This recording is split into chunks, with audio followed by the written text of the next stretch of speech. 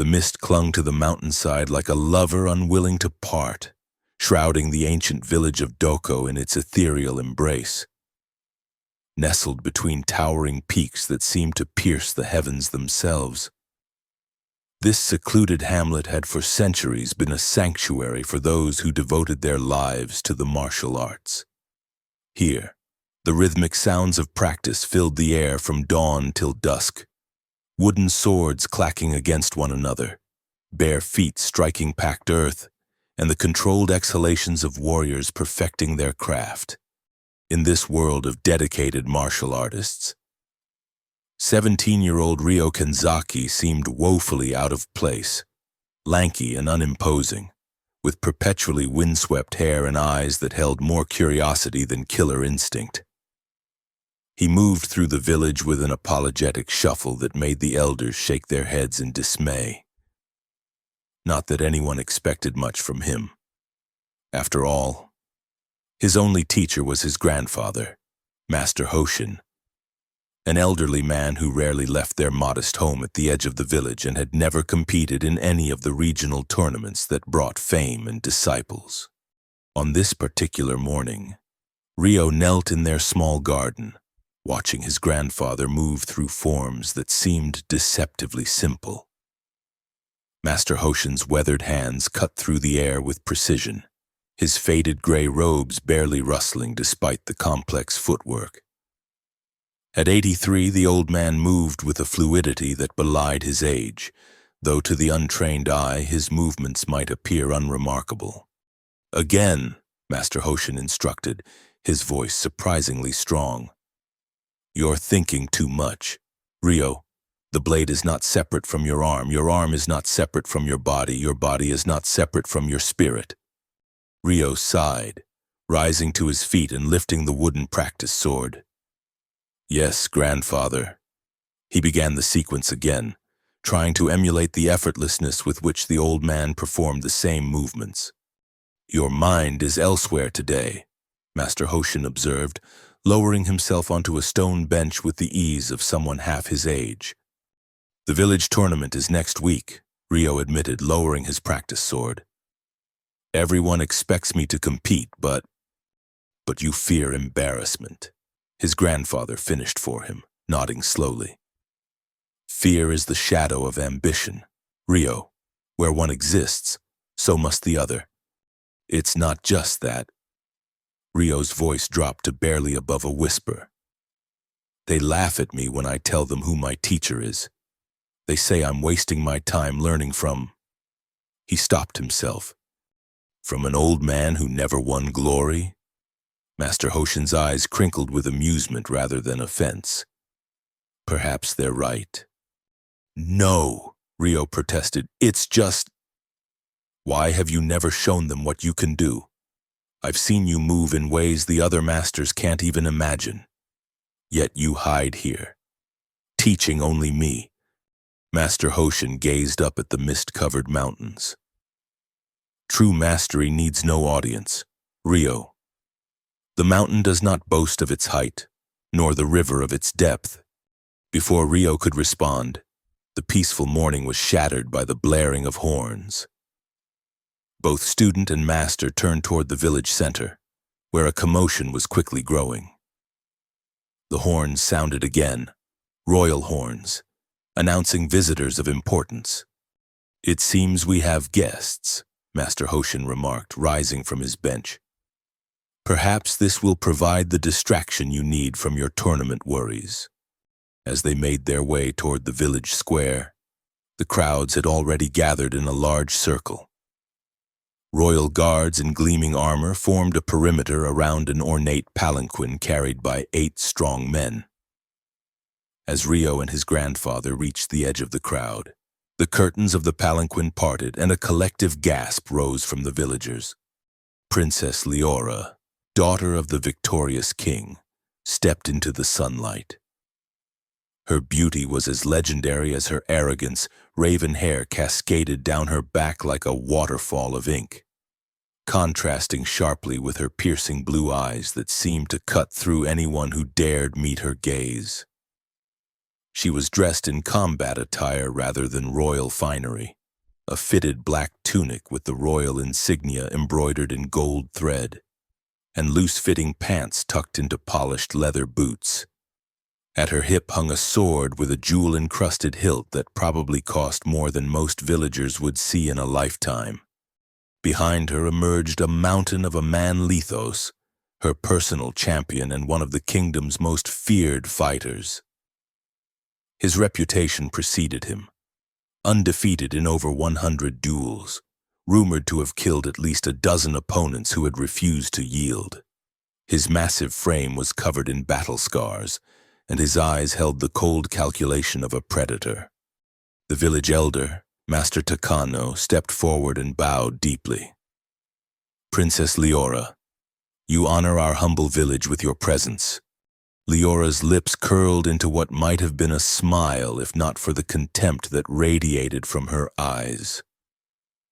"Master Takano, I've heard much about the famed Doko village and its martial artists. The king, my father, has sent me to evaluate if the rumors of your skill are warranted." Her gaze swept over the crowd dismissively. "My father considers adding your village to the Royal Academy's recruitment territory. A great honor. Should you prove worthy." A murmur of excitement rippled through the crowd. The Royal Academy was the pinnacle of martial arts training in the kingdom, reserved for only the most promising talents. Such recognition would bring prestige and wealth to the entire village. "We are humbled by the king's interest," Master Takano replied. "How might we demonstrate our worthiness?" The princess's smile widened. "A series of exhibition matches, perhaps? Your best against my guards, and for the final demonstration, your champion against Lethos." She gestured to the imposing figure beside her. Master Takano nodded. "We would be honored. When would you like these demonstrations to begin?" "Why wait?" Leora replied. "Let us begin this afternoon. I'm eager to see if your village's reputation is deserved or merely provincial self-importance." The crowd shifted uncomfortably at the thinly veiled insult, but Master Takano maintained his composure. "As you wish, Princess. We shall prepare the arena immediately." As the crowd began to disperse, Ryo felt a cold shiver run down his spine as Princess Leora's gaze fell upon him and his grandfather. Her eyes narrowed, and with deliberate steps, she approached them. "And who might you be?" she asked, looking directly at Master Hoshin. "I don't believe I've seen you at any of the royal tournaments." Ryo felt a surge of protectiveness.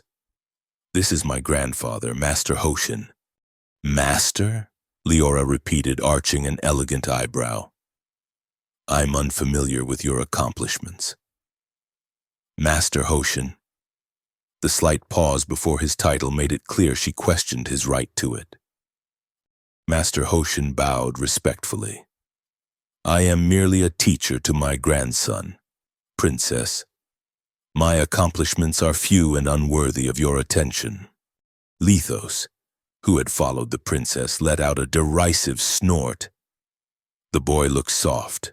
"Who taught you, old man? Or did you simply bestow upon yourself the title of master?"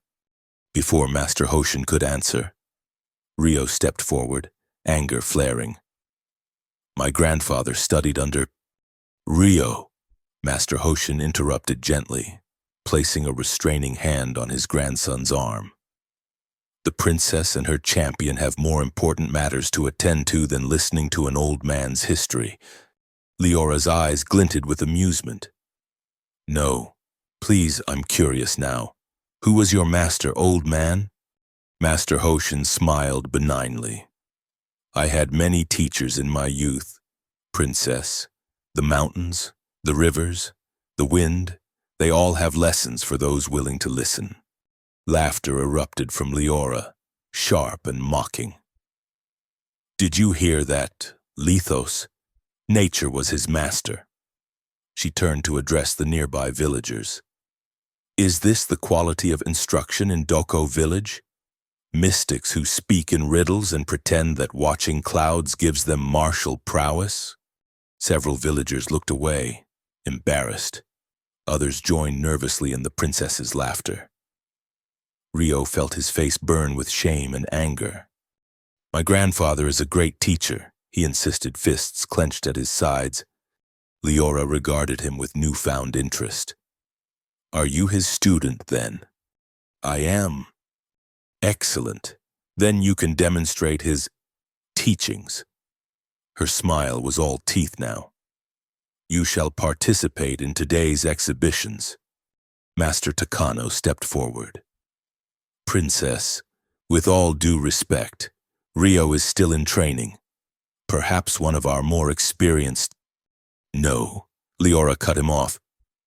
I want to see what this master of nature has taught his grandson. She turned back to Rio. Unless, of course, you're afraid? Rio swallowed hard. I'm not afraid. Wonderful. Leora clapped her hands together. Then it's settled. You'll face one of my guards this afternoon. She leaned in closer to Rio, her voice dropping to a whisper meant only for him.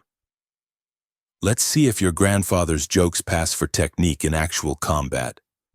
With that, she turned and strode away, Lethos looming beside her like a shadow. The villagers parted before them, many bowing as they passed. Rio, Master Hoshin said quietly, you should not have accepted. How could I not? Rio demanded, his voice trembling. You heard how she spoke to you. I couldn't just stand there and let her insult you. Master Hoshin's eyes softened. Pride is a luxury that costs more than you can afford right now. Rio, but what's done is done. He placed a weathered hand on his grandson's shoulder. Come. We have much to prepare before the afternoon. As they walked back to their modest home, whispers followed them. Rio could feel the eyes of the village upon them, some sympathetic, others judgmental, but all curious to see how the untested student of the reclusive old man would fare against the royal guards. Grandfather, Rio said once they were alone in their garden, teach me something that will help me win, something you've been saving for when I'm ready. Master Hoshin regarded his grandson thoughtfully. There are no shortcuts in our art, Rio. No secret techniques that can replace years of diligent practice. But there must be something. Desperation edged Rio's voice. I can't embarrass you in front of the entire village, in front of the princess. You assume that loss brings embarrassment? Master Hoshin replied. But true embarrassment comes only when we betray our principles in pursuit of victory. Rio's shoulders slumped. Then I've already failed you by accepting her challenge. No. Master Hoshin's voice grew firm. You acted to defend someone you love. The motivation was pure, even if the decision was impulsive. He moved to the center of the garden and motioned for Rio to join him. Now, we have a few hours. Let us use them wisely, instead of the advanced technique Rio had hoped for. Master Hoshin began with the most basic of forms, the same movements Rio had learned as a child. But this time, the old master added nuances, subtle shifts in weight, almost imperceptible adjustments to hand positions, minute changes in breathing patterns. The phantom blade technique, Master Hoshin explained as they worked. Not a trick to defeat your opponent, but a method to become fully present in each moment of the fight. I don't understand, Rio admitted, frustration mounting as the precious minutes ticked by. You will. Master Hoshin demonstrated a simple thrust that somehow seemed to shimmer in the air, as if the wooden practice sword left after images. When your mind is clear and your spirit aligned, your intentions become invisible to your opponent until the moment of impact. For the next 2 hours, they practiced this principle in various applications. Though Rio struggled to replicate the ghostly effect his grandfather demonstrated so effortlessly. By midday, he had begun to grasp the fundamental concept. Combat was not about imposing his will upon an opponent, but about becoming so attuned to the flow of energy that his actions became an inevitable expression of that flow. As the village bells rang out, signaling the beginning of the exhibitions, Master Hoshin stopped their practice. "Remember, Rio, your worth is not determined by the outcome of this match." Rio nodded, though the knot of anxiety in his stomach suggested he wasn't entirely convinced. The village arena was actually a large, flat clearing at the center of Doko, surrounded by stone benches that rose in concentric circles. For important events like this, colorful banners were hung from tall poles, and today they fluttered in the mountain breeze alongside the royal standards brought by Princess Leora's entourage.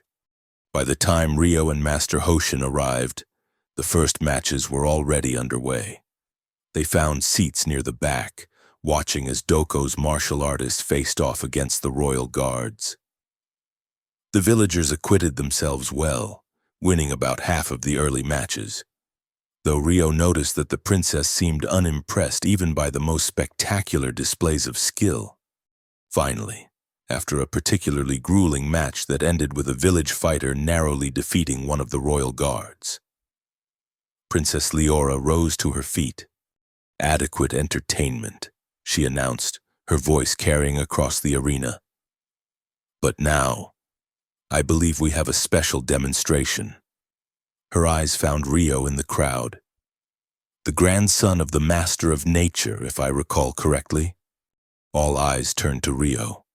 With a deep breath, he stood and made his way down to the arena floor, conscious of the murmurs that followed him. "Who among your guards should I face, Princess?" Rio asked, struggling to keep his voice steady. Leora smiled, but it didn't reach her eyes. "Oh, I think we can do better than a mere guard." She turned to Lithos. "My champion seems restless. Perhaps a brief warm-up would do him good." A collective gasp rose from the crowd. Lethos was known throughout the kingdom as a dealer of death, not a participant in friendly exhibitions. Master Takano stepped forward. "Princess, with all due respect, this would be an uneven match. Lethos is a seasoned warrior, while Rio is still a student. Are you questioning my judgment, Master Takano?" Leora's voice took on a dangerous edge. "Not at all. Princess, I merely suggest that for a fair assessment of our village's talents, perhaps a more even matching—" "Life is rarely fair, Master Takano." Leora interrupted. "Sometimes we must face challenges beyond our preparation. Isn't that a valuable lesson for any martial artist?" She turned to address the crowd. "Unless, of course, Doko Village teaches its students to flee from difficult opponents." The trap was set, and Rio knew it. Refuse, and he would bring shame to the entire village. Accept, and he would likely suffer a humiliating defeat or worse if Lethos decided to make an example of him. "I accept the challenge," Rio said before Master Takano could respond further. Lethos stepped into the arena, rolling his massive shoulders. Next to him, Rio looked like a sapling beside an ancient oak. "A practice weapons only," Master Takano insisted, handing each competitor a wooden sword. Lethos examined the practice weapon with disdain. "Hardly necessary, but as you wish." He turned to Rio with a predatory smile. "I'll try not to break too many of your bones, boy." They took positions at opposite ends of the arena. Rio struggled to remember his grandfather's lessons, to find that elusive state of flow that Master Hoshin had described. But fear clutched at his heart, scattering his thoughts like autumn leaves in a gale. At Master Takano's signal, the match began. Lethos moved with surprising speed for someone of his size, closing the distance between them in what seemed like a single heartbeat. Rio barely managed to bring his wooden sword up in time to block the first strike, and the impact sent shockwaves through his arms. The crowd's roar faded to a distant hum as Rio focused entirely on survival. He retreated, parried, dodged using every evasive technique his grandfather had taught him. But Lethos pressed forward relentlessly, each strike more powerful than the last. "Is this all the famous Doko village has to offer?" Lethos taunted, loud enough for the crowd to hear. "Running and hiding?" Shame burned through Rio, overriding his fear. He remembered his grandfather's words. When your mind is clear and your spirit aligned, your intentions become invisible to your opponent until the moment of impact. Taking a deep breath, Rio stopped retreating.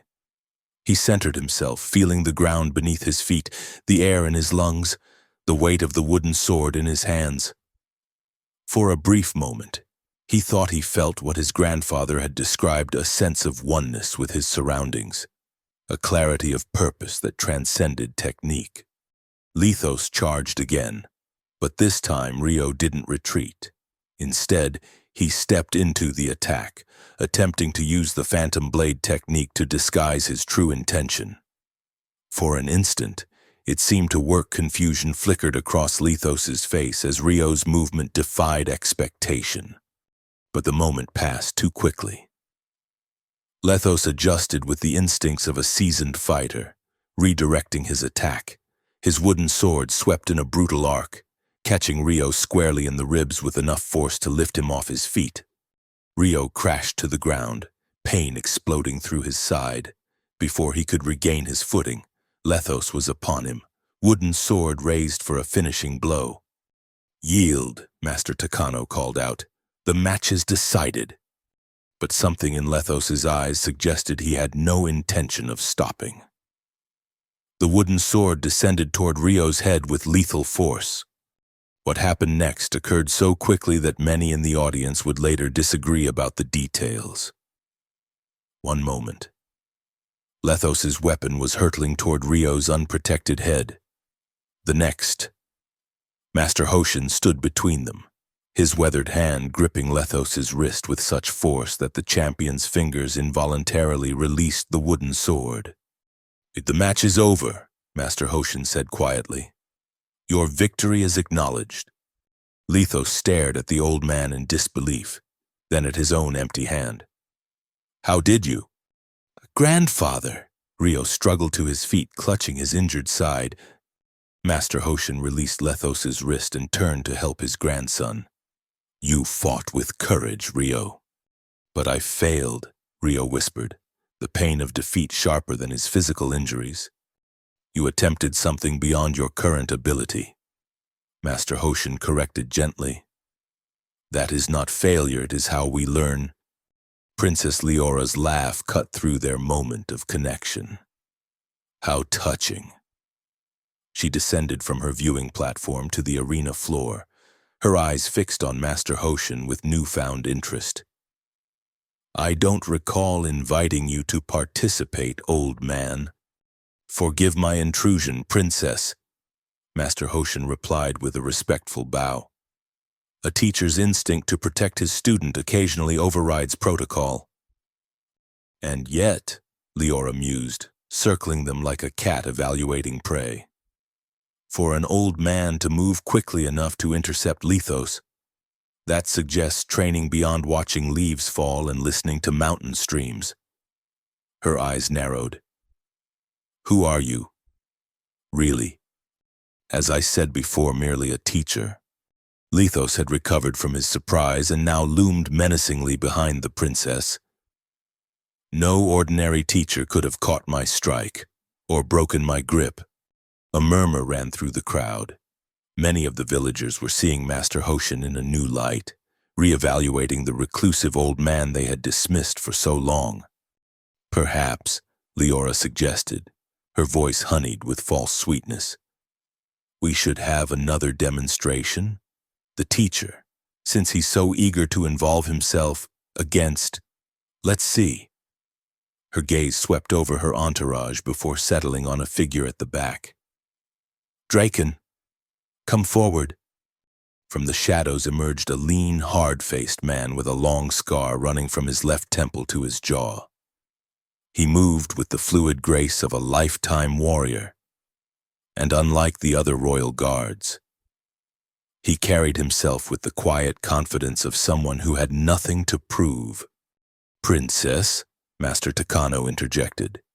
"The exhibitions were to evaluate our village's fighters, not to target specific individuals for your amusement."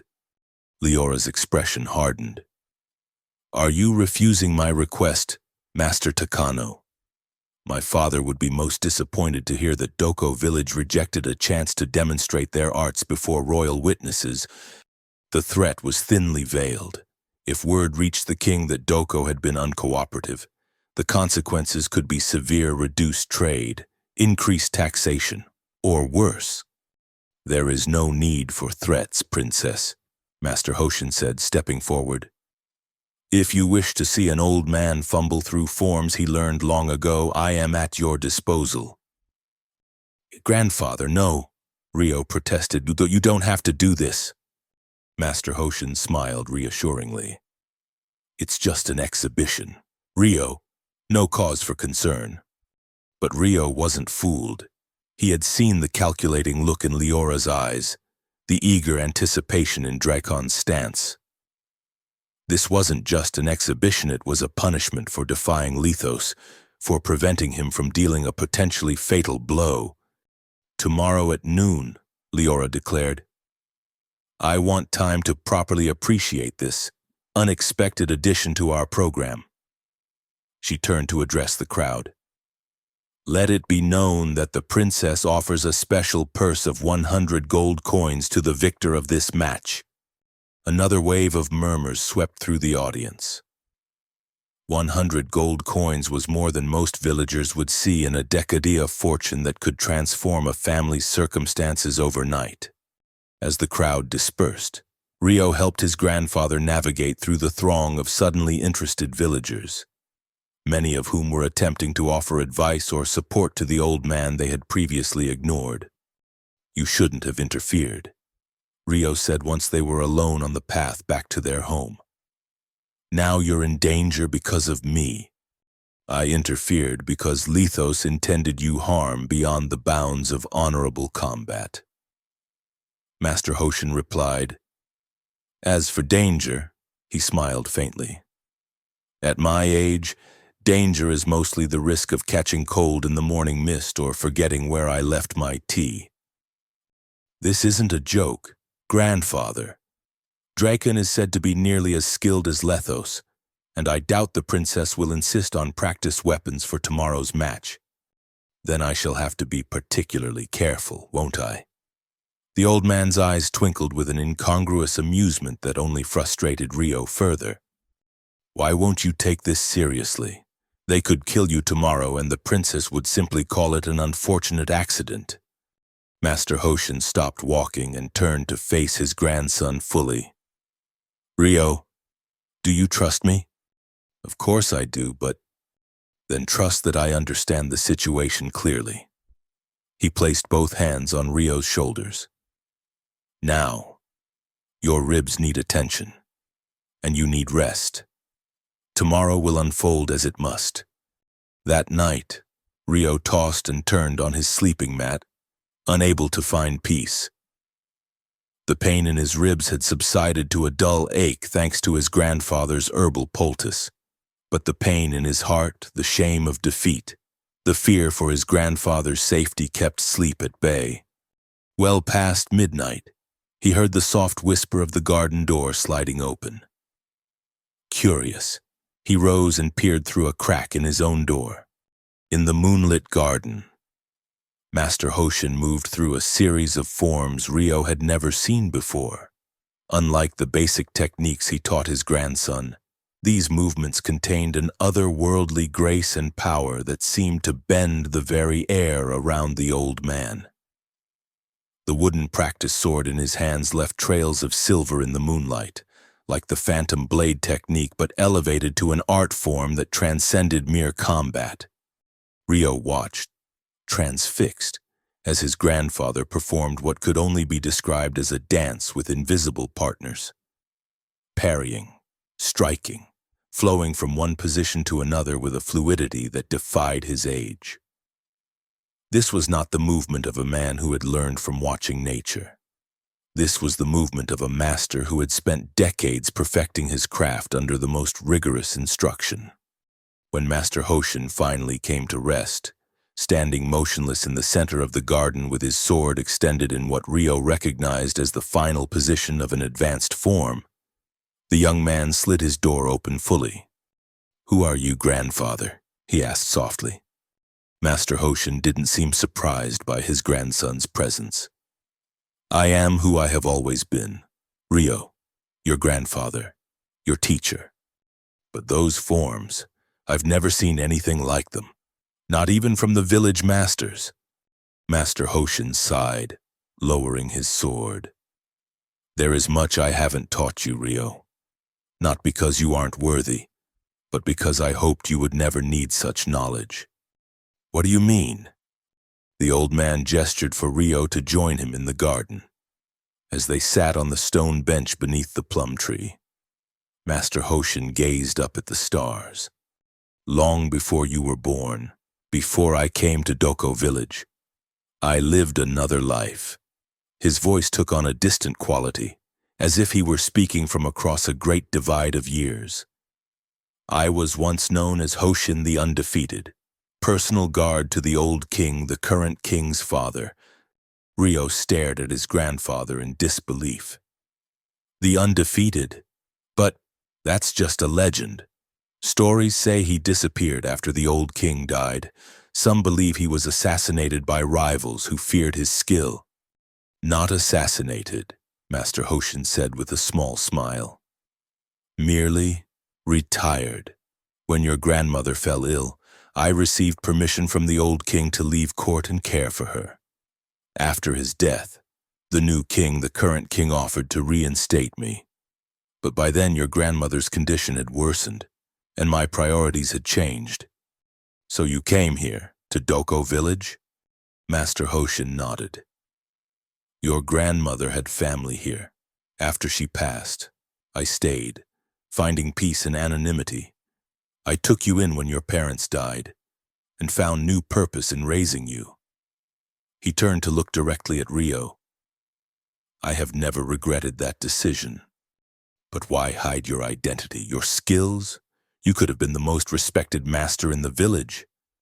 Respect based on past glories is hollow. Ryo, I wanted to live simply, to teach you the true essence of our art without the burden of my reputation."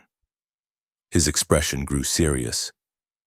"But now, it seems the past has found me nonetheless. Princess Leora doesn't know who you are," Ryo realized. "If she did, she would either fear me or seek to use me." Master Hoshin finished. "Neither outcome serves our purpose. Then withdraw from tomorrow's match. We could leave tonight, go somewhere else." Master Hoshin shook his head. "Running would only bring the king's full attention to us. No. Tomorrow I will face Draken as exactly what I appear to be, an old man who teaches his grandson." "But enough, Ryo. It's late, and both of us need rest." Master Hoshin rose from the bench with the easy grace that Ryo now recognized as the hallmark of a lifetime's dedicated training. "Tomorrow will come regardless of our worries. Better to meet it with clear minds and rested bodies." As Ryo returned to his room, his mind whirled with this new knowledge. His grandfather, the legendary Hoshin the Undefeated, whose exploits were still recounted in taverns throughout the kingdom. The implications were staggering, but one thought dominated all others: tomorrow. Princess Leora and her champion would discover exactly whom they had chosen to humiliate. For the first time since the princess's arrival, Ryo fell asleep with a smile on his face. The morning dawned clear and crisp, the mist that usually shrouded Doko village having retreated to the highest peaks. By mid-morning, the arena was already filling with spectators, not just villagers this time. but people from neighboring communities who had traveled overnight after hearing rumors of the exhibition match. Rio and Master Hoshin arrived early, finding the atmosphere charged with anticipation. Word had spread about the old man who had intercepted Lethos's strike, and speculation ran rampant about his true identity and capabilities. Princess Leora was already seated in her ornate viewing platform, resplendent in a crimson gown embroidered with golden dragons.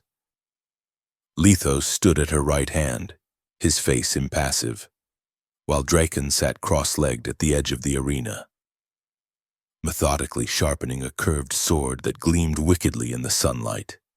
"Real weapons today," Rio murmured, anxiety resurging despite his newfound knowledge of his grandfather's past. Master Hoshin merely nodded, seemingly unperturbed by this development. He carried no weapon of his own, only a simple walking stick made of polished oak. As noon approached, Master Takano called for the crowd's attention. "Honored guests, villagers of Doko, we gather to witness the final exhibition match sponsored by Her Royal Highness, Princess Leora." He bowed deeply toward the viewing platform. "As requested by the princess, Master Hoshin of Doko Village will face the Royal Guard Draken in open combat." Princess Leora rose, her smile predatory. "Before we begin, I wish to amend the terms of the match." Her voice carried easily across the hushed arena. "The purse of 100 gold coins shall go to the victor as stated yesterday. However, should Draken emerge victorious, I will add a condition. The old man and his grandson must leave Doko Village permanently." Gasps and murmurs erupted from the crowd. Even Master Takano seemed shocked by this addition. "Princess," he protested, "you have no authority to banish residents of our village." "Don't I?" Leora's eyebrow arched dangerously. "My father, the king, has granted me full authority as his representative, unless you wish to challenge the crown's prerogative." Master Takano fell silent, unable to counter without risking the village's standing with the kingdom. "And what if I should prevail?" Master Hoshin asked, his voice calm despite the stakes. Leora laughed. "If by some miracle you defeat Draken, old man, I will not only award you the gold but personally apologize to you and your grandson before the entire village." Her confidence made it clear she considered this outcome impossible.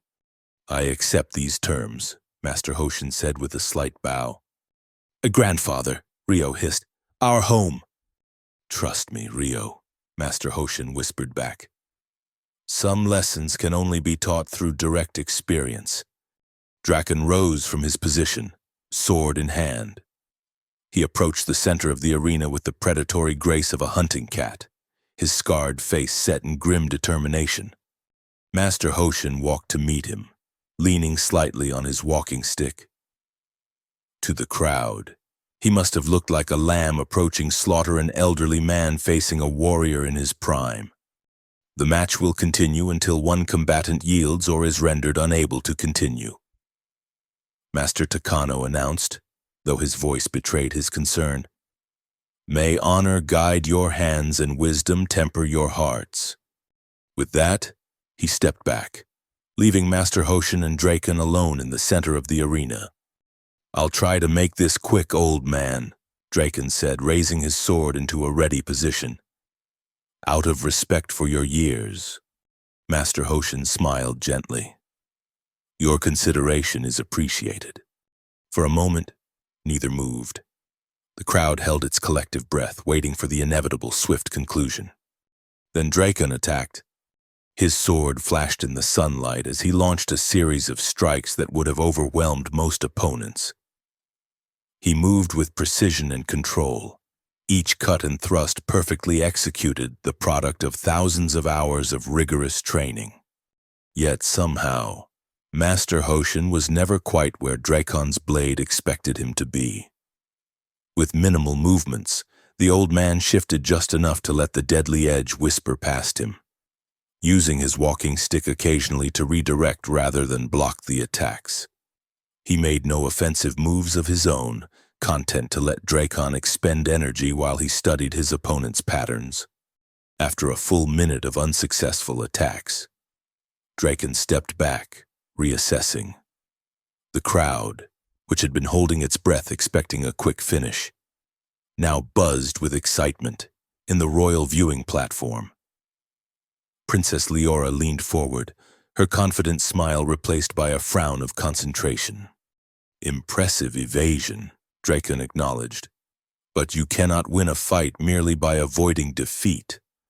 Master Hoshin inclined his head slightly. A valid observation. This time when Dracon attacked, he varied his rhythm, introducing feints and misdirections designed to force Master Hoshin to commit to a defensive position that could then be exploited. It was a sophisticated strategy that had defeated countless skilled opponents. Yet still, the old man flowed around the attacks like water around stones in a stream.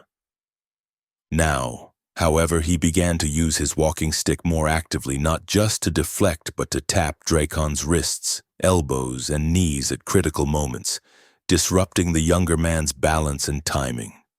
Frustration began to show on Dracon's face. He increased his speed and power, sacrificing some precision for overwhelming force. It was a calculated risk against most opponents. The sheer intensity would create openings through fear or fatigue. Master Hoshin, however, remained calm, his breathing steady, his movements economical. Where Dracon expended energy in great bursts, the old man seemed to conserve his using just enough to avoid danger and occasionally implement those disruptive taps with his walking stick. 5 minutes into the match, Dracon was breathing heavily, small beads of sweat trickling down his temples. Master Hoshin looked exactly as he had at the beginning, unruffled, focused, and perhaps most infuriatingly to his opponent, not even slightly winded. "Enough playing," Dracon growled. "Time to end this." He shifted his stance, adopting a position that Rio recognized from stories of the Royal Guard's secret techniques, the Iron Viper, a series of attacks designed to overwhelm through sheer speed and unpredictability. Master Hoshin's expression changed almost imperceptibly, a slight narrowing of the eyes that only Rio, who knew him best, would have noticed. As Dracon launched into the technique, his sword became a blur of deadly motion, attacking from angles that seemed to defy the limitations of the human body. The crowd gasped as the old man was forced to retreat for the first time, the walking stick working overtime to keep the flashing blade at bay. For a moment, it seemed that Dracon had finally found the strategy that would overwhelm Master Hoshin's defenses. The old man gave ground, step by step, approaching the edge of the arena. Princess Leora rose to her feet, anticipating the kill. Then, just as Master Hoshin's back foot touched the boundary line, everything changed. The walking stick suddenly shot forward, not to block or deflect, but in a direct thrust to Dracon's solar plexus. The guard, caught in mid-attack, couldn't adjust in time. The seemingly harmless wooden stick struck with such precision and force that Dracon's breath left him in an explosive gasp. Before he could recover, Master Hoshin had stepped inside his guard. The walking stick swept Dracon's legs from under him, sending him crashing to the ground. As he fell, Master Hoshin twisted the stick with a flick of his wrist, catching Dracon's sword hand and applying pressure to a specific point that caused his fingers to spasm open, releasing the weapon. In the span of 3 heartbeats, Dracon went from executing a master-level offensive technique to lying disarmed on his back, with the tip of a walking stick resting lightly against his throat. The arena fell completely silent. "Do you yield?" Master Hoshin asked quietly. Dracon stared up at the old man, shock and disbelief warring on his face. "Who are you?" he whispered. Instead of answering, Master Hoshin repeated, "Do you yield?" After a moment's hesitation, Dracon nodded. "I yield." Master Hoshin immediately withdrew his walking stick and offered his hand to help Draken up. After a moment's hesitation, the guard accepted, rising to his feet with as much dignity as he could muster. The silence held for another heartbeat, then erupted into a roar of approval from the villagers. Many had leapt to their feet, cheering and clapping. Even those who had previously dismissed Master Hoshin now chanted his name in celebration.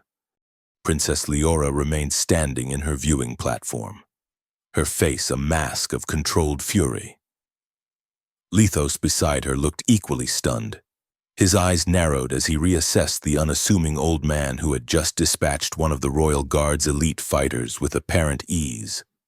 Master Takano approached the center of the arena, raising Master Hoshin's arm in the traditional gesture of victory. "The match is decided. Master Hoshin is the victor."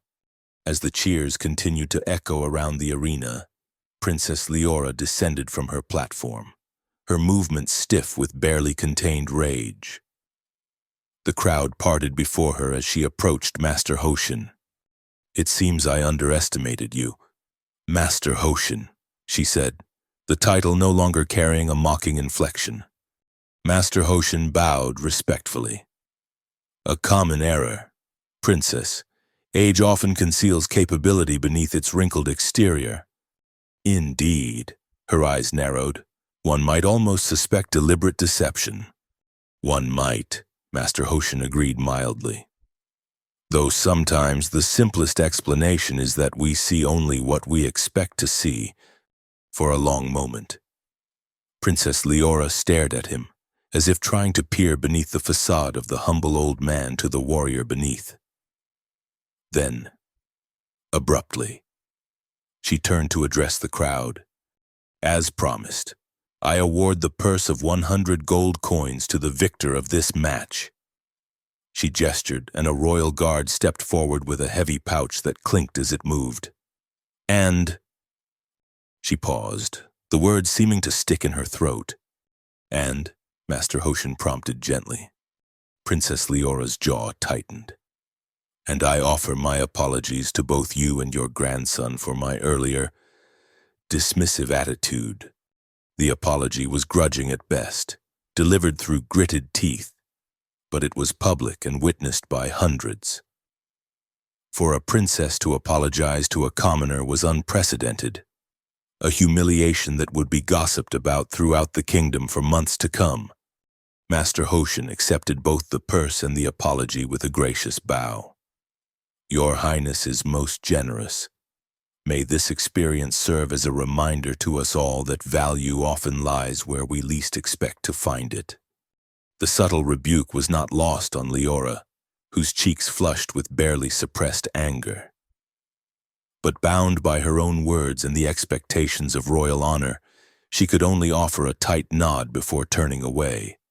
As she stalked back toward her palanquin, she paused beside Lethos. "Find out who he really is," she hissed, just loud enough for those nearby to hear. No village hermit defeats a royal guard with such skill. Rio pushed through the crowd to reach his grandfather, embracing him fiercely despite the pain in his ribs. "You did it. You actually did it." Master Hoshin patted his grandson's back. "Did you doubt it?" "No," Rio lied, then laughed. "Yes, maybe a little." The villagers swarmed around them, many offering belated respect to the master they had long ignored. Some apologized for their past dismissiveness, while others pretended they had always recognized Master Hoshin's greatness. Through it all, the old man maintained his humble demeanor, accepting both praise and apologies with the same gentle smile, as the celebrations continued into the afternoon. Princess Leora and her entourage departed Doko village with considerably less ceremony than they had arrived. The princess did not deign to bid farewell to anyone.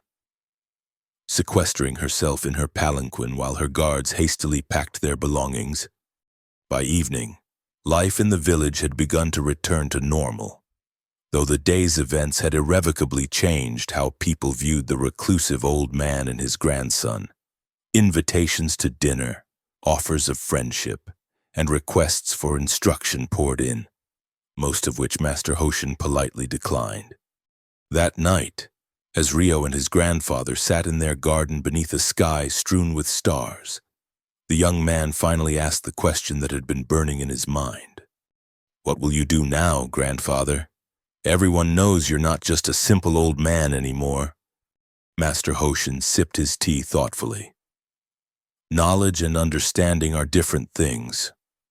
Rio, they may know I possess skill, but they don't understand what that skill represents or how it was acquired. But the princess, she'll investigate. She might discover who you really are." "She might," Master Hoshin agreed. "Though I suspect her pride will prevent her from admitting she was bested by Hoshin the Undefeated. Better to claim victory over an anonymous village master than to acknowledge defeat by a legend."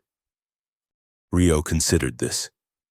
"And if she does discover the truth, then we will face that challenge when it comes." Master Hoshin set down his teacup. "What about you, Rio? What will you do now?" "Me? Yes, today's events have opened many doors for you. Several masters approached me after the match, offering to take you as a student." Rio was startled. "But I already have a master, the best one." Master Hoshin smiled. "An old man who will not live forever. There is much I can teach you, but there is also value in learning from others, in experiencing different perspectives on our art." "I don't want another teacher," Rio insisted. "I want to learn from you everything you know, all the techniques you've kept hidden." "Hidden, but not secret," Master Hoshin corrected. "I have been teaching you the foundations upon which all advanced techniques are built. Without those foundations, the flashier moves are merely empty gestures. Like the phantom blade technique," Rio realized. "I tried to use it against Lithos, but I couldn't make it work properly, because you were seeking a shortcut to victory, rather than expressing the principle naturally." Master Hoshin rose and picked up 2 practice swords from their rack at the edge of the garden. He tossed one to Rio. "Show me now," despite his fatigue and sore ribs. Rio stood and assumed a ready stance. He attempted the technique as he had the day before, focusing on the movements, trying to force the ghostly afterimage effect his grandfather had demonstrated. "Stop," Master Hoshin said after watching for a few moments. "You're still thinking of this as a trick to deceive your opponent. But deception implies duality, you versus them, your intention versus their perception. Isn't that what combat is? Only at its most superficial level." Master Hoshin moved beside Rio, adjusting his stance slightly. "True mastery comes when you transcend duality, when you no longer see yourself as separate from your opponent, from your environment, from the moment itself." Rio frowned. "I don't understand." "Well, watch again."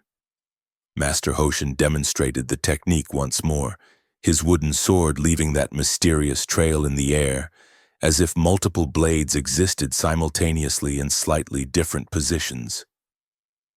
"I am not trying to create an illusion. I am simply expressing the fullness of the movement, inhabiting each micro-moment along its path so completely that they all exist as one continuous whole." He guided Rio through the movement again, this time placing his hand over his grandson's on the sword hilt, their movements synchronized. "Feel that? The unbroken flow of intention from inception to completion?"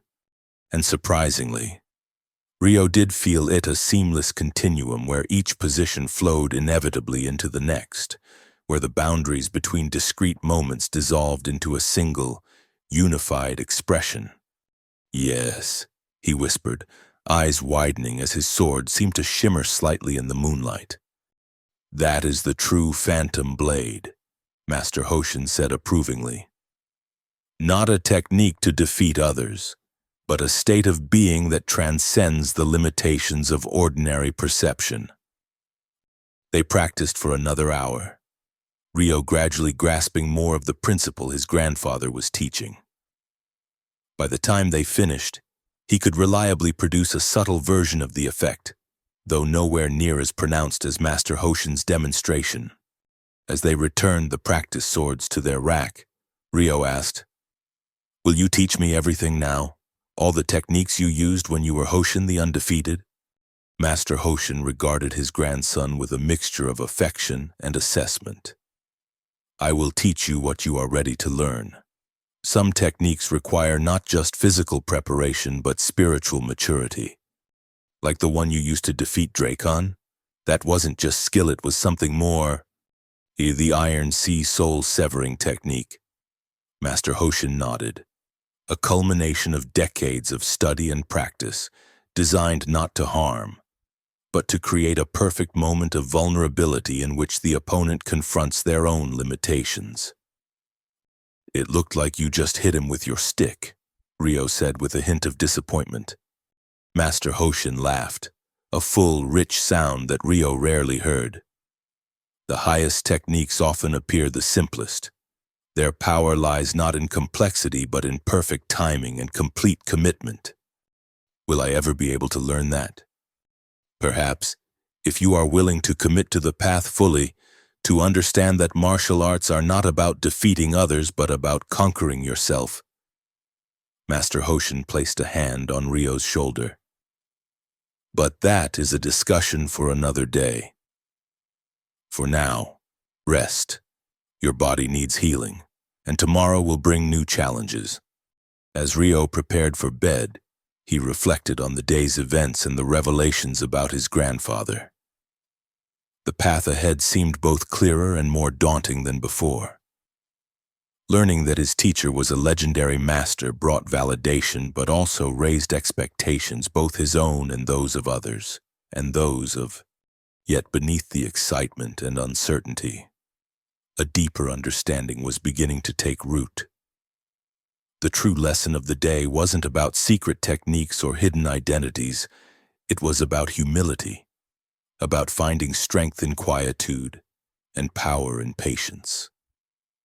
His grandfather had lived anonymously, not out of fear or shame, but from a profound understanding that true mastery needed no external validation. As sleep began to claim him, Ryo made a silent promise to himself. He would honor his grandfather's teachings not by seeking glory or recognition, but by embodying the same quiet dignity that had allowed Master Hoshin to face the princess's champion with calm confidence. Someday, perhaps he too would understand what it meant to transcend duality and find power in simplicity. The next morning, Ryo awoke to find his grandfather already in the garden, moving through his daily forms with the same measured grace he had always displayed. Nothing in his demeanor suggested that anything had changed, that he was now the most celebrated figure in Doko village rather than its most overlooked. "Good morning, grandfather," Ryo called, joining him in the garden.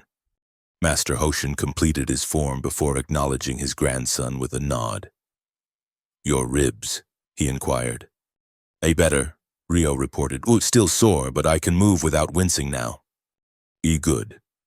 Then you can help me with something." Master Hoshin gestured to a pile of lumber stacked neatly at the edge of the garden. "I thought we might build a proper training platform today." Ryo stared at the lumber in confusion. "A training platform, but don't you think we should discuss what happened yesterday? What it means for us going forward?" "What do you think it means?" Master Hoshin countered, already sorting through the pieces of wood. "Everything's different now," Ryo said. "The village respects your specs us. The princess knows you're not just some old hermit. People will want to train with you. And does any of that change who I am, who you are?" Ryo paused, considering. I suppose not. But it changes how others see us. Others will always see what they choose to see." "Ryo." Master Hoshin selected a long, straight beam and examined it critically. "Yesterday they saw a helpless old man. Today they see a master worthy of respect. Tomorrow, who knows? Their perception is their concern, not ours. But what about Princess Leora? She was humiliated. She won't forget that. No, she won't. Master Hoshin agreed. Which is precisely why we continue as before training, improving, preparing. The best response to potential threat is not to worry about it, but to be ready for it if it materializes. Reluctantly, Rio joined his grandfather in sorting the lumber. For a while, they worked in companionable silence, measuring and cutting pieces according to Master Hoshin's specifications. As the morning progressed, visitors began to arrive, villagers bearing gifts, offering assistance, or simply hoping to observe the now famous master at work. Master Hoshin received them all with the same gentle courtesy, accepting their gifts with gratitude but declining most offers of help or requests for instruction. By midday, the stream of visitors had become so constant that work on the training platform had all but ceased. Finally, Master Takano himself arrived, accompanied by the other senior masters of Doko Village. Master Hoshin, Takano began, bowing deeply. We have come to formally invite you to join the Council of Masters. Your demonstration yesterday proved beyond doubt your worthiness for this honor. The other masters nodded in agreement, though Rio noted that some did so more grudgingly than others. Master Hoshin returned the bow. I am grateful for the recognition, Master Takano.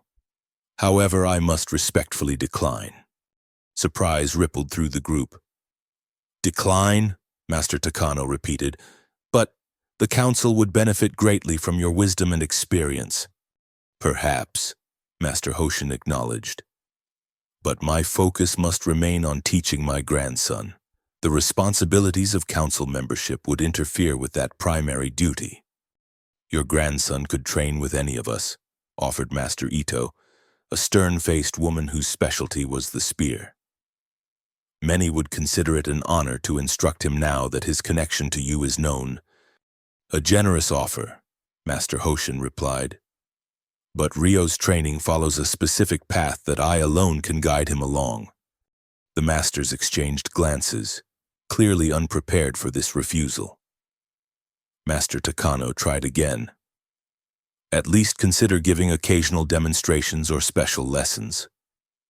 The younger students would benefit immensely from your knowledge. At this, Master Hoshin paused thoughtfully. That I might consider, though not immediately, perhaps in a few months, once Rio's training has progressed to the next stage. This compromise seemed to satisfy the masters, who bowed and took their leave after extracting a promise from Master Hoshin to at least attend the next village festival as an honored guest. As they departed, Rio turned to his grandfather. Why did you refuse? Being on the council would give you a voice in village affairs, protection if the princess tries to move against us. The Council of Masters is as much about politics as it is about martial arts, Master Hoshin explained, returning to his work on the training platform. I have no interest in political maneuvering or jockeying for position. Besides, the best protection against Princess Leora isn't a council seat, it's ensuring that confronting us would cost her more than she's willing to pay. How do we do that? Master Hoshin smiled. By becoming so respected that any move against us would damage her reputation more than ours. The princess values appearance above all else. Her own humiliation yesterday proved that. So we give her no further cause for grievance, while quietly strengthening our position in the community. Rio considered this strategy. So, we just continue as before, training, keeping to ourselves? Not entirely as before, Master Hoshin corrected. I will accept some of the invitations we receive, dinners with influential families, appearances at important events. We will become known not just for martial skill, but for wisdom and integrity. And you, Rio, will begin preparing for the regional tournament next month. Me, Rio's eyes widened. But I'm not ready. You saw what happened with Lithos. Lithos is a killer pretending to be a warrior. Master Hoshin interrupted.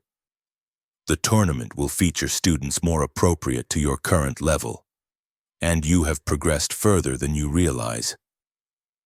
He laid down his tools and faced Rio directly. More importantly, the experience will be valuable regardless of the outcome. Though still doubtful, Rio nodded.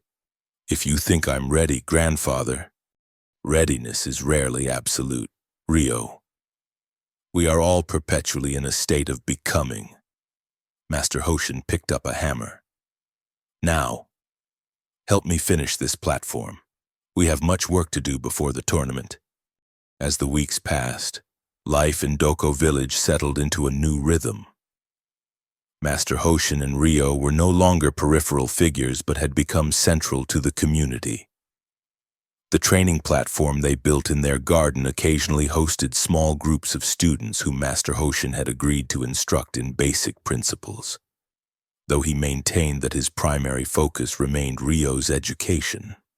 True to his word, the old master accepted strategic invitations, establishing himself as a figure of quiet authority whose opinions, though sparingly offered, carried significant weight. He never boasted of his past as Hoshin the Undefeated, neither confirming nor denying the rumors that had begun to circulate after his match with Draken. Rio, meanwhile, trained with renewed dedication. The phantom blade technique that had eluded him during his match with Lithos now came to him more naturally. Along with other principles his grandfather had previously considered him unready to learn. Though still occasionally plagued by self-doubt, he found confidence in the structured progression Master Hoshin had designed for him.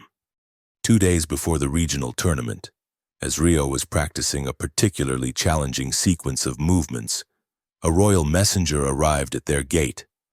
Master Hoshin, the messenger announced with a formal bow. I bring word from His Majesty, King Thorn the Victorious. Master Hoshin ceased his observation of Rio's practice and bowed in return. The king honors us with his attention. How may we serve His Majesty? The messenger produced a sealed scroll bearing the royal insignia. His Majesty requests your presence at the palace for the Festival of Autumn Winds. The invitation extends to your grandson as well. Rio's heart raced at this unexpected development. The Festival of Autumn Winds was the kingdom's most prestigious martial arts event, where the finest warriors demonstrated their skills before the king himself. But it was held at the same time as the regional tournament. Accepting would mean missing the event Master Hoshin had been preparing him for. Master Hoshin accepted the scroll with appropriate reverence. Please convey our gratitude to His Majesty. We shall consider his generous invitation and respond formally within 3 days, as protocol dictates. The messenger bowed again and departed, leaving grandfather and grandson to stare at the scroll in contemplative silence. This is Princess Leora's doing, Rio said once they were alone. She must have told her father about you. Perhaps, Master Hoshin agreed, breaking the seal to read the contents. Though not necessarily with malicious intent, the king has always had an eye for talent, regardless of its source. But the timing it would prevent me from competing in the regional tournament. Master Hoshin nodded, his expression thoughtful. Indeed, that may be coincidence, or it may be deliberate. What will we do? You will compete in the regional tournament as planned.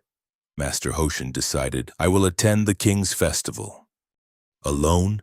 Rio couldn't hide his concern. What if it's a trap? Master Hoshin smiled. If it is, I've walked into more dangerous ones in my time.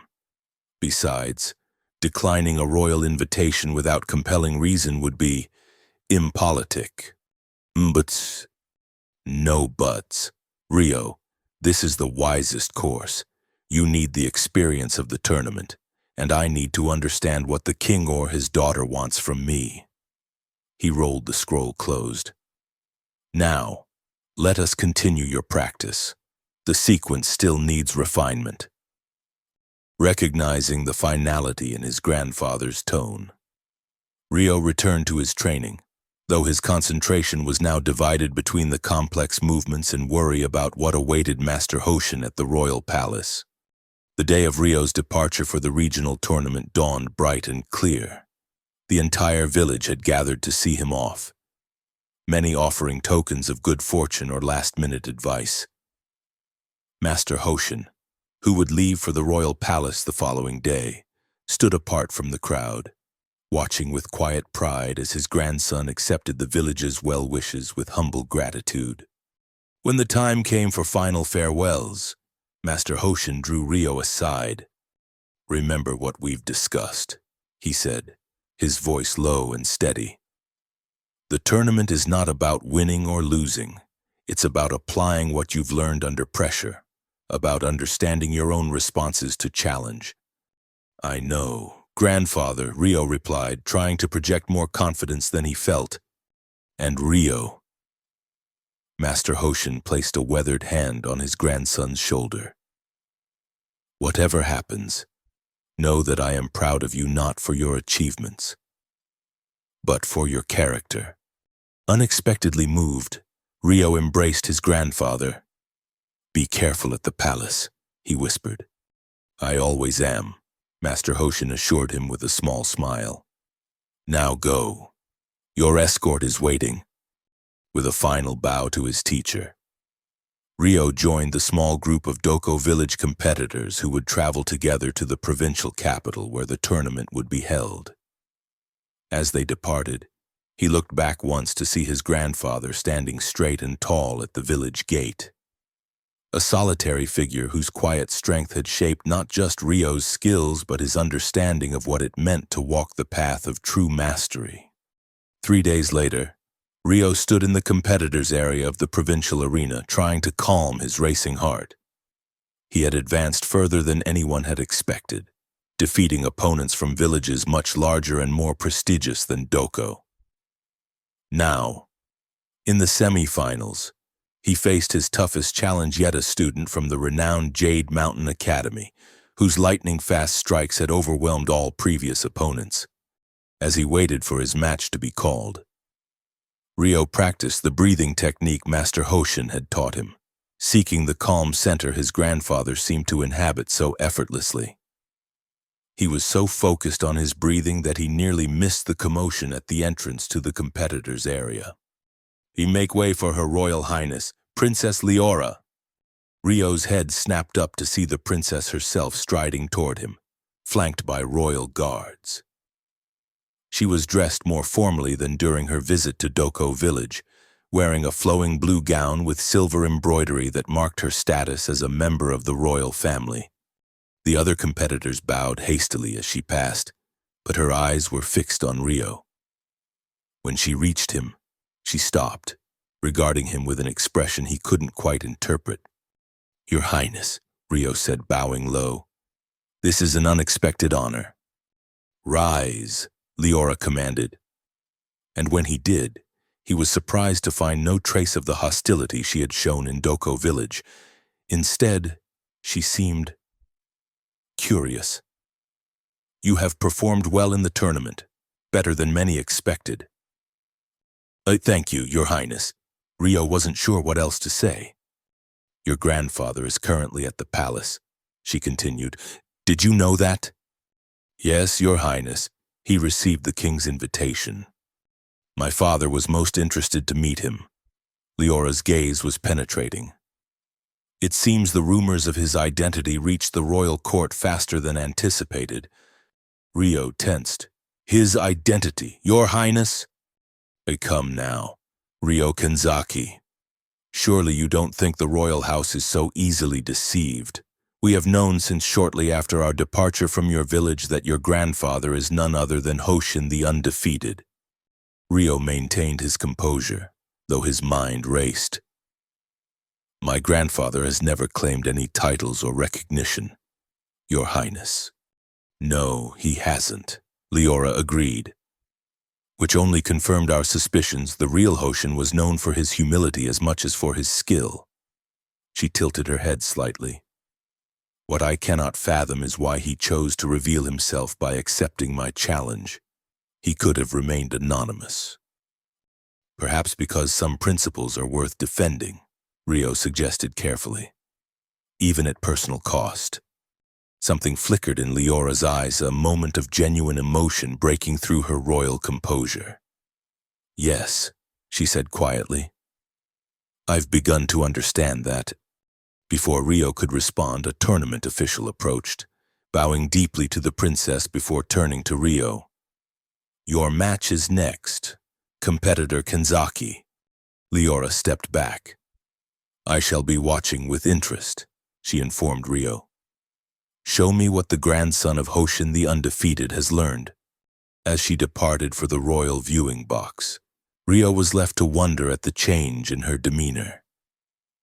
There had been no mockery in her voice, no condescension in her manner. Something had shifted, though what it meant for him and his grandfather remained to be seen. The semi-final match proved every bit as challenging as Rio had anticipated. His opponent, Jun Wei of the Jade Mountain Academy, moved with precision and speed that surpassed anything Rio had faced before. For the first few exchanges, Rio found himself purely on the defensive, struggling to counter Jun Wei's relentless assault. But as the match progressed, Rio recalled his grandfather's teaching. True combat is not about imposing your will, but about becoming so attuned to the flow of energy that your actions become an inevitable expression of that flow.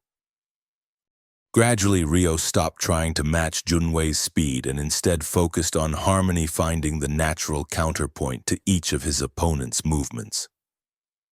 Where Jun Wei was sharp, Rio became fluid. Where Jun Wei committed fully, Rio yielded and redirected. The phantom blade technique that had failed him against Lethos now manifested naturally. Not as a trick to deceive his opponent, but as the expression of Rio's complete immersion in the moment.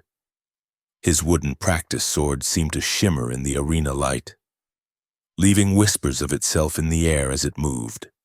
Jun Wei's confident expression gave way to confusion, then frustration, as his carefully calculated attacks met responses he couldn't anticipate. The tide of the match turned slowly but inexorably, with Rio gaining not just defensive security but offensive opportunity. When the decisive moment came, it was almost anticlimactic, a simple redirection of Jun Wei's overextended thrust that left him off balance, followed by a swift tap to his wrist that sent his practice sword clattering to the arena floor. The crowd erupted in cheers, none louder than the contingent from Doko village who had traveled to support their representatives. As Rio and Jun Wei bowed to each other, Rio caught sight of Princess Leora in her viewing box, watching him with an intensity that suggested she was seeing him, truly seeing him for the first time. The final match, held the following day, proved even more demanding. Rio's opponent was a seasoned competitor from the coastal city of Tormal, whose unorthodox style combined elements from multiple martial traditions.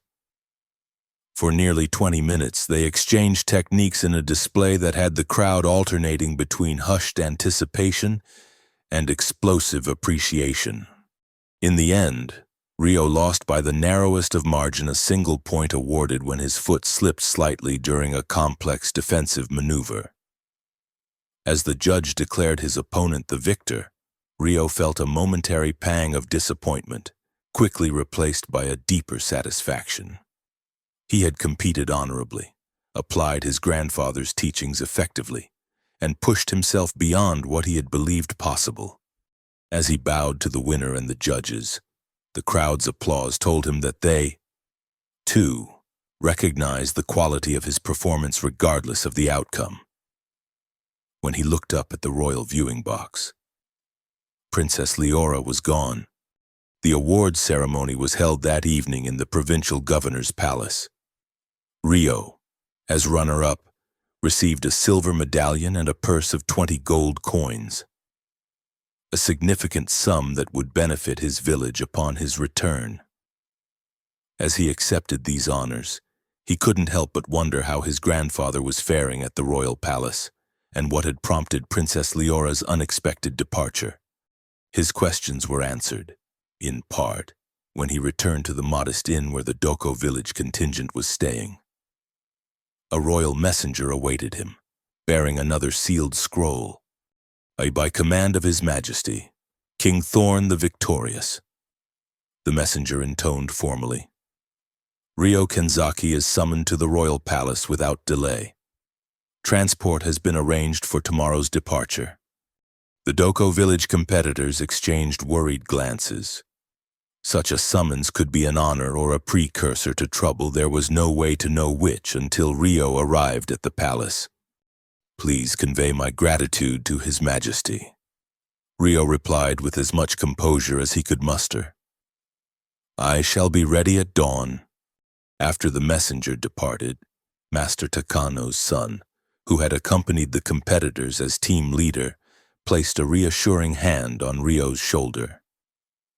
Your grandfather is already there, he reminded Ryo. Whatever awaits, you won't face it alone. Ryo nodded, though the knot of anxiety in his stomach remained.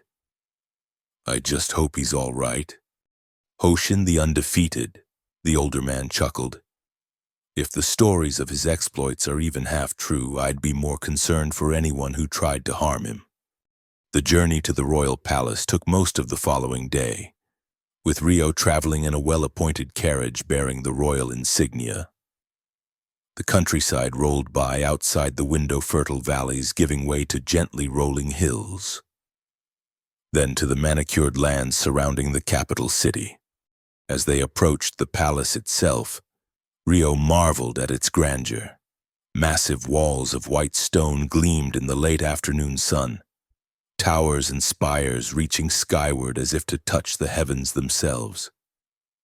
Banners in royal blue and gold fluttered from every peak, and the great gate stood open in what seemed a gesture of welcome rather than vulnerability.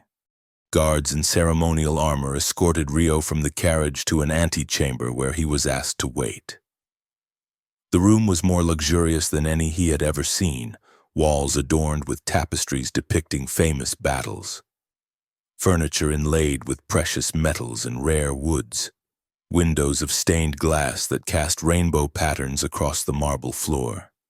He had been waiting for perhaps half an hour when the doors opened to admit not a royal functionary as he had expected, but Princess Leora herself. Your Highness, Ryo said, rising quickly and bowing. Ryo Kenzaki, she acknowledged, closing the doors behind her. You performed admirably in the tournament. Thank you, Your Highness. Leora moved to a window, gazing out at the palace grounds. I owe you an apology, she said, her voice softer than Ryo had ever heard it. Princess? She turned to face him directly. My behavior in your village was unworthy. I treated you and your grandfather with contempt based on nothing more than appearance and assumption. Ryo was too stunned to respond immediately. This was not the same arrogant princess who had mocked his grandfather and forced him into a public challenge. Your apology is accepted, Your Highness, he said finally, choosing his words with care. Though perhaps it would be better directed to my grandfather. It already has been, Leora replied, a hint of her former pride returning. That is part of why you're here. My father was impressed by your grandfather, more impressed than I've seen him with anyone in many years. May I ask where my grandfather is now? In the royal gardens with the king. Leora's expression softened slightly. They've been in deep conversation for hours. It seems they have much to discuss after all these years. Ryo felt a wave of relief. Whatever had brought them to the palace, it clearly wasn't to harm Master Hoshin. Hey, come, Leora said, moving toward the doors. My father wishes to meet you as well. She led him through a labyrinth of corridors and chambers, each more splendid than the last. Servants and courtiers bowed as they passed, eyeing Ryo with undisguised curiosity. Finally, They emerged into a private garden unlike any Rio had ever seen. Exotic plants from distant lands arranged in harmonious patterns around tranquil pools and elegant stone pathways. At the center of the garden, seated on a bench beneath a flowering tree, were two men deep in conversation. One Rio recognized immediately as his grandfather, and the other could only be King Thorn himself. The king was a powerful figure despite his advancing years. His beard streaked with gray, but his posture unbowed by age or the weight of the crown he bore. As Rio and Leora approached, both men looked up. Master Hoshin's face broke into a warm smile at the sight of his grandson. "Ah, the young competitor arrives," the king said, rising to his feet. "Your grandfather has been telling me of your progress, young Kenzaki." Rio bowed deeply. "Your Majesty honors me with his attention." "Rise," the king commanded, his voice firm but not unkind. "Let me look at you." His eyes, sharp and assessing, studied Rio as if measuring him against some internal standard. "I see something of your grandfather in you, not in your features. Perhaps. But in your bearing?" "Thank you, Your Majesty," Rio replied, uncertain how else to respond to such an observation. The king gestured for them all to be seated. "I have been reminiscing with your grandfather about old times. Did you know that he once saved my father's life during the Eastern Rebellion?" "No, Your Majesty, my grandfather speaks little of his past." King Thorn chuckled. "No, he wouldn't. Always more concerned with the present moment than with past glories." He turned to Master Hoshin. "Which is why I found it so intriguing when my daughter returned from Doko village with tales of an old man who had bested her champion with a walking stick." "A misunderstanding, Your Majesty," Master Hoshin said mildly. "I merely demonstrated a few principles that any dedicated student of our art might have employed. Principles that only Hoshin the Undefeated could have executed with such precision." The king countered, though his tone remained good-humored. "After 20 years, old friend, did you truly believe the crown would not recognize its most valued guardian?" Master Hoshin inclined his head slightly. "I had hoped that an old man might be permitted his peaceful retirement without the burden of past identities." "And so you shall," the king assured him. "I have not summoned you to recall you to service, but to honor what you have given to the kingdom and to rectify an oversight." He turned to Princess Leora. "My daughter has something to say to you both." Leora straightened, her face composed but her eyes revealing a struggle between her natural pride and some new understanding. "Master Hoshin, Rio Kenzaki, I offer my sincere apology for my behavior in Doko village. I allowed position and privilege to blind me to the true measure of character and skill." She bowed, lower than Rio had ever seen her bow to anyone besides her father. "I ask your forgiveness." Master Hoshin returned the bow from his seated position. "There is nothing to forgive, Princess. In challenging us, you merely provided an opportunity for growth, both yours and ours." Rio, following his grandfather's example, also bowed. "Thank you for your words, Princess. They are accepted with gratitude." The king nodded approvingly. "Well said, all of you. Now to the purpose of this gathering." He gestured, and a royal attendant stepped forward bearing a lacquered box. "Hoshin, in recognition of your service to the crown and your continued contribution to the martial traditions of our kingdom through your teaching, I wish to bestow upon you the Order of the Sapphire Dragon." Master Hoshin's eyes widened slightly, the only indication of his surprise. The Order of the Sapphire Dragon was the highest honor the king could bestow upon a non-noble, reserved for those who had rendered extraordinary service to the kingdom. "Your Majesty is too generous," Master Hoshin began, but the king waved away his protest. "It is long overdue, King Thorn insisted, and there is more. He turned to Rio. Young Kenzaki, your performance in the regional tournament has not gone unnoticed. As a gesture of the Crown's recognition of emerging talent, I offer you a place in the Royal Academy of Martial Arts, should you wish to continue your training there. Rio's heart seemed to stop for a moment. The Royal Academy was the most prestigious training ground in the kingdom. Its graduates virtually guaranteed positions of honor and influence. It was an opportunity beyond anything he had ever imagined possible. Yet even as gratitude and excitement surged within him, he found himself looking to his grandfather. Master Hoshin's expression was serene, offering neither encouragement nor discouragement, allowing Rio to make his own choice without influence. Your Majesty's offer is deeply honored, Rio said carefully. However, my training follows a specific path under my grandfather's guidance. I would be grateful for the opportunity to occasionally study at the academy while continuing my primary instruction with Master Hoshin. The king raised an eyebrow, clearly unaccustomed to having his generous offers modified. Then he laughed, a hearty, genuine sound. Your grandfather's wisdom has clearly taken root in you, young man. Very well. A compromise. You shall continue your training in Doko Village, but will visit the academy quarterly for intensive study periods. This will benefit both you and the academy's other students, who can learn from your unique perspective. Thank you, Your Majesty, Rio said, bowing deeply. Your generosity and understanding are beyond measure. The formal ceremony of investiture took place the following day in the palace's great hall. Before the assembled court, Master Hoshin received the sapphire medallion that marked him as a member of the order, and Rio was formally recognized as a royal scholarship student of the academy.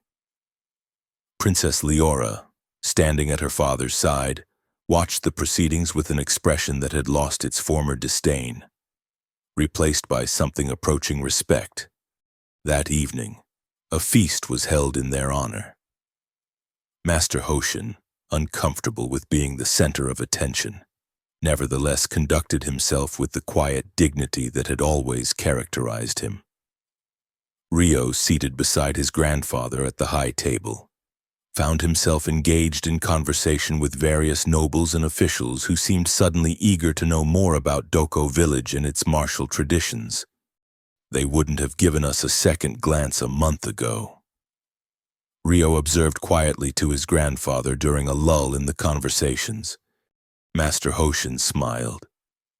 The attention of the powerful is like spring weather, quick to change and seldom reliable. Enjoy the warmth while it lasts, but don't come to depend on it. What will happen when we return to the village? Everything will be different now. Everything is always different from moment to moment. Rio. The only constant is change itself. Master Hoshin's eyes twinkled with amusement. But if you're asking whether our lives will be transformed by these recent events, I suspect they will be both more and less changed than you imagine. Before Rio could ask what his grandfather meant, Princess Leora approached their table. The conversations around them hushed as courtiers watched with undisguised interest. Master Hoshin, Rio Kenzaki, she greeted them formally. I hope you are enjoying the festivities. Indeed, Your Highness, Master Hoshin replied. Your hospitality honors us. Leora hesitated, then spoke in a lower voice meant only for them. I wish to extend an invitation, not a command, but a request. When next I visit Doko Village, I would be grateful for the opportunity to study with you, even if only briefly. There is much I could learn about true martial philosophy under your guidance. Master Hoshin regarded her thoughtfully. The door to learning stands open to all who approach with sincere hearts.